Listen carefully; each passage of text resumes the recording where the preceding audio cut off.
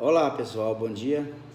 Retornando aqui a esses nossos vídeos educativos, gostaria de falar hoje com vocês sobre um assunto muito importante, que é a preservação da fertilidade feminina, especialmente, embora muito possamos fazer em relação à preservação da fertilidade masculina também.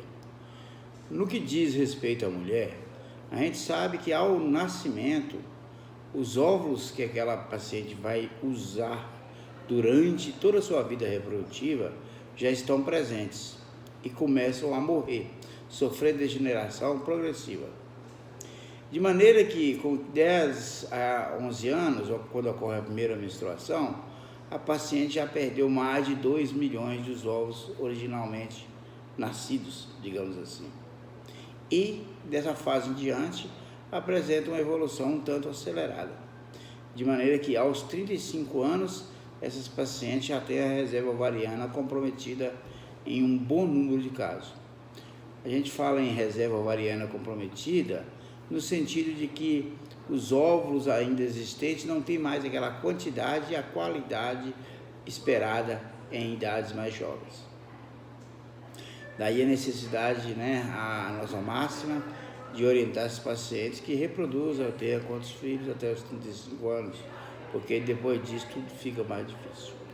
Ocorre uma perda de fertilidade natural da ordem de 3% por ano vivido a partir dos 35 anos.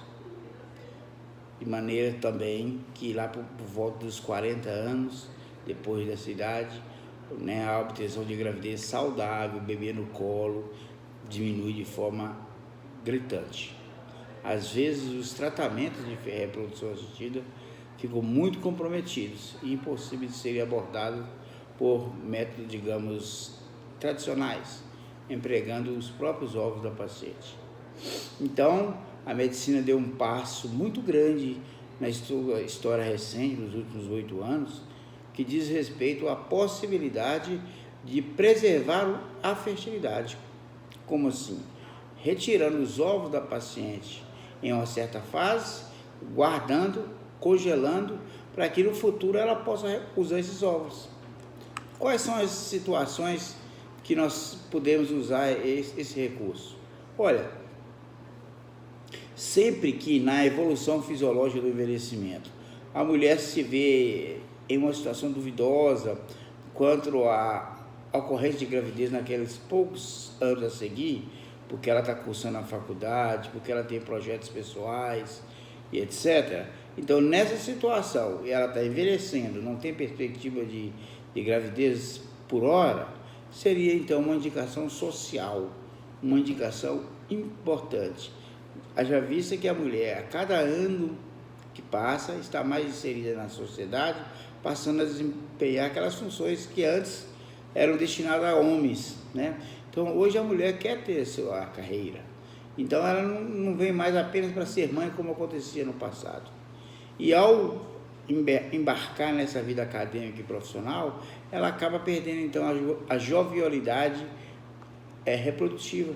Compromete, então, o seu futuro. O grande desejo que toda mulher tem que é ter filhos. Então, uma situação indicativa para fertilização in vitro, em demanda crescente, inclusive, é o processo natural do envelhecimento. Nós temos casos chamados de desvios fisiológicos, em que esse evento de perda progressiva da fertilidade acontece numa velocidade mais acelerada. Isso, às vezes, guarda relação com a história biológica da mulher, da sua mãe. Temos famílias que as mulheres que entram em menopausa mais cedo. Nós temos famílias que entram em menopausa na idade mediana brasileira, por volta dos 47 anos. Então, para essas pacientes que tendem a ter uma evolução mais acelerada, essa questão do congelamento se revela mais importante ainda e deve, inclusive, ser antecipada. Nós temos na clínica pacientes com 32 anos, 30 anos que chegam já em menopausa. Uma situação denominada de menopausa prematura ou precoce, que é dramática, mas é real, e às vezes a gente tem que lançar a mão de recursos extremos para tentar beneficiar esses pacientes. O tratamento oncológico, o tratamento do câncer, especialmente câncer de mama e de ovário, requer o uso de técnicas que destroem os óvulos da mulher. A medicação que se usa para tratar câncer de mama, ela ataca os ovários. Então é comum a paciente que passa por um tratamento oncológico que ela perda sua fertilidade. Então, para esses casos, nós temos a preservação da fertilidade muito bem indicado. O procedimento é rápido, ao longo de 17 dias a gente consegue induzir a produção de óvulos, a indução folicular, e consegue então aspirar esses óvulos e congelar sem atrasar o tratamento oncológico. Logo a seguir ela faz então o tratamento que foi indicado pelo seu médico ou oncologista. Em relação ao procedimento de preservação de óvulos, em linhas gerais ele é feito da seguinte forma: a paciente vem na clínica, é avaliada, passa por uma dosagem de hormônios, alguns exames, ultrassom, e quando definido o melhor momento, nós prescrevemos para ela alguma medicação para promover uma seleção maior de óvulos, quanto maior melhor. Ela passa a usar e ser acompanhada pela gente com ultrassom seriado, ultrassom endovaginal frequente. A gente vai avaliando o crescimento dos folículos. Quando esses folículos atingem um tamanho adequado, onde presumimos que os óvulos estão maduros, nós promovemos então a coleta ovular. A paciente chega cedinho na clínica, em jejum, é recebido pelo anestesista, que instala nela alguns dispositivos de segurança para monitorar o procedimento, administra a medicação em que ela dorme, algo muito semelhante àquilo que se faz por ocasião de endoscopia digestiva, e o procedimento é realizado de forma indolor. Enquanto a paciente dorme, a gente passa um aparelho pela vagina que permite, sem corte maior, ir até os ovários e aspirar os óvulos. Coisa de 15 minutos, 20 no máximo, a paciente já está liberada para ir para o apartamento. Então, logo ela quebra o jejum, seja totalmente acordada, a gente a libera. Já os óvulos coletados, eles são repassados imediatamente ao laboratório, que faz um tratamento, uma preparação especial e então dá início ao procedimento que nós denominamos de vitrificação.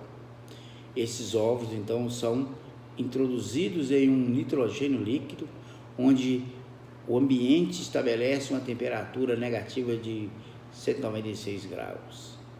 Então, nessas condições, o óvulo pode ficar por um prazo longo. A medicina ainda não sabe qual é o prazo de validade de óvulos preservados. O fato é que, em analogia ao sêmen, nós temos nascimentos aí após 20 anos de preservação de sêmen e vários anos de preservação de óvulos. Então, a expectativa nossa e da medicina é que essa preservação possa ser feita por longo período, sem maiores implicações.